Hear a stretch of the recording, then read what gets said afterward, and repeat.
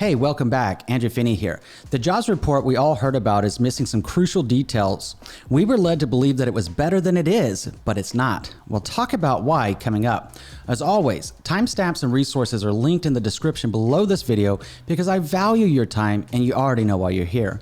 I did a lot of research for this video and I really hope that it adds value to you. All right, let's break it down together. The most recent jobs report, also called the employment situation, was published last Friday, August 5th. So of course, we immediately saw posts like this one from CNBC that reported hiring in July was far better than expected and unemployment is back to pre-pandemic levels.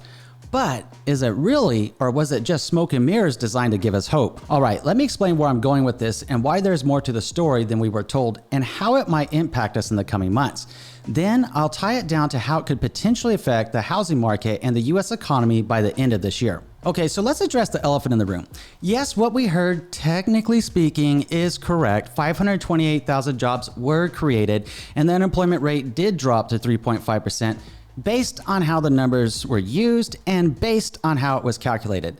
So that begs the question of what data was used for the report and what was left out. Maybe it's just me, but when I learn about something I don't know or it's complex, I break it into small pieces I can understand by asking lots of questions. If you feel the same way, let me know in the comments. Thanks. For instance, would you agree knowing how many full-time versus part-time jobs were created is essential? And if we want a clearer picture of the jobs created, should we also ask how many jobs are being worked by the same person versus one job per person? And how about the unemployment question? How many people are on the sidelines that want a job but are too discouraged to search for a job right now? Some are so frustrated that they haven't even looked for a new job in over a month. How is that calculated?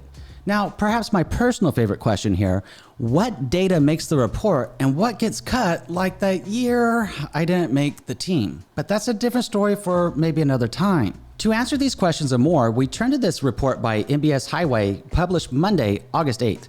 Let's take a look at what the report says. I'm not going to lie to you. I had to double check and triple check it to ensure it was legit. What I found shocked the shit out of me. So let's look at what the report had to say. Then I'll share with you how I fact checked the information. What immediately grabbed my attention was the headline, unemployment rate removes people who are not actively searching for a job, and there were almost 6 million people that are not being counted who want a job but have not looked in the last 4 weeks. The U6 all-in unemployment rate, which adds back all of these individuals, is more indicative of the true unemployment rate, which remained at 6.7%. That's nearly double the 3.5% unemployment rate reported in the jobs report last week. So I thought, hold on, that can't be right. Surely it's a mistake. This is when I started fact-checking the information to do the research for you and to make it easy for you to know the truth. This is what I found. The jobs report comes from business and household surveys. By the way, a business survey is sometimes called the establishment survey.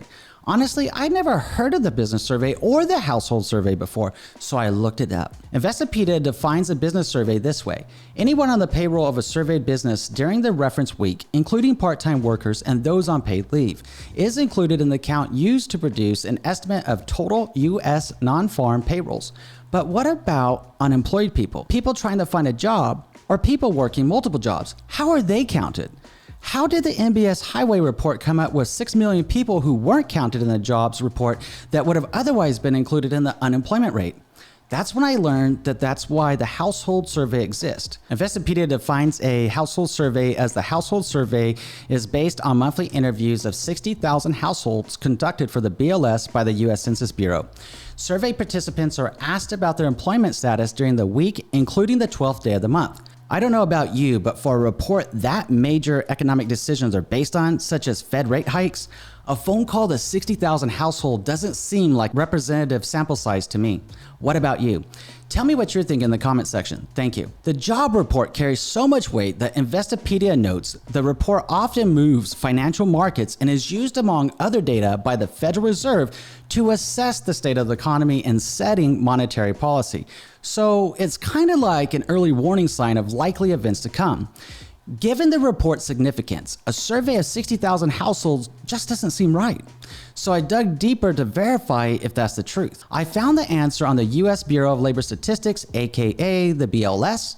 Here's what the BLS says about the household survey under the technical notes on their website. The household survey is a sample survey of about 60,000 eligible households conducted by the U.S. Census Bureau for the U.S. Bureau of Labor and Statistics, or the BLS. Wow, mind blown. I wish I could tell you that was my only revelation, but it gets much worse. Let's go back to the report by MBS Highway. They said the actual unemployment rate is 6.7%, including everyone, versus 3.5% of people that were counted based on the U6 all-in unemployment rate. Since I didn't know what a U6 unemployment rate is, I looked it up on the BLS website. As it turns out, it's under table A15 of the household data and is measured in percentages. Scrolling down to the U6 total unemployed line, we can pan over to the July 2022 column and see that it is 6.7%. So that means the real unemployment rate, including people without a job like the discouraged workers, is really 6.7%, not the 3.5% that left out that portion of the population.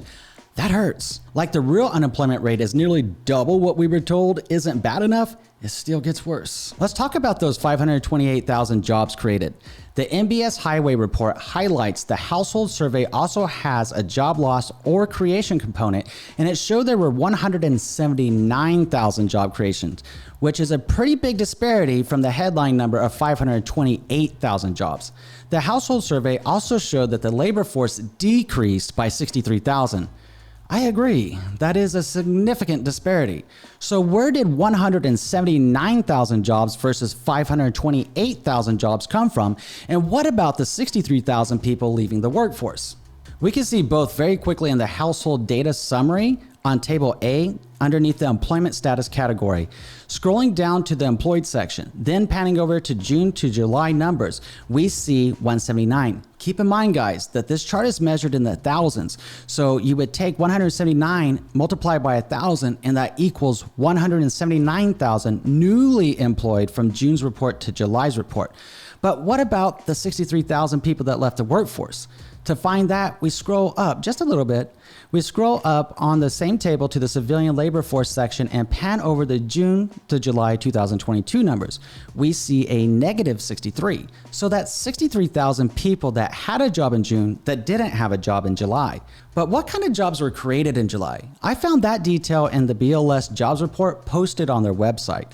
We can also see it in the same summary table A under employed persons at work part-time figure by panning over to June and July numbers. It reflects 303. So 303,000 people that gained jobs from June to July are part-time workers. Turns out that 303,000 jobs were part-time positions of the 528,000 total. The BLS notes this rise reflected an increase in the number of persons whose hours were cut due to slack work or business conditions. But what about the number of people that are working multiple jobs? That detail revealed itself in table A16 of the jobs report under the multiple job holder category. It's important to note that this chart is year over year versus month over month. All the same, it shows how many people are working multiple jobs to make ends meet. Looking at the chart, we see the total multiple job holder section. Panning over to the details for July 2021, that amounted to 7,013,000 people working more than one job.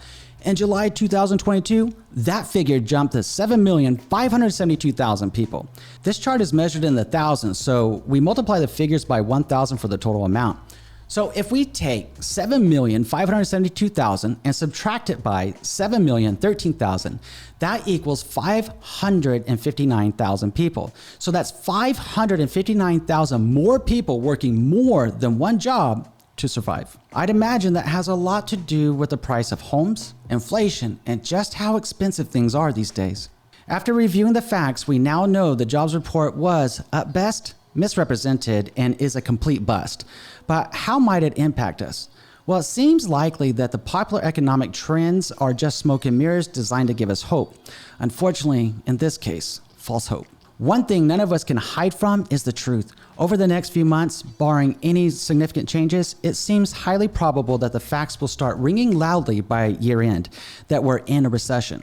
I fear that we will see tens of thousands of people or more getting laid off. If the Fed continues to hike the federal funds rate, it will further dampen real estate sales as mortgage interest rates continue to climb.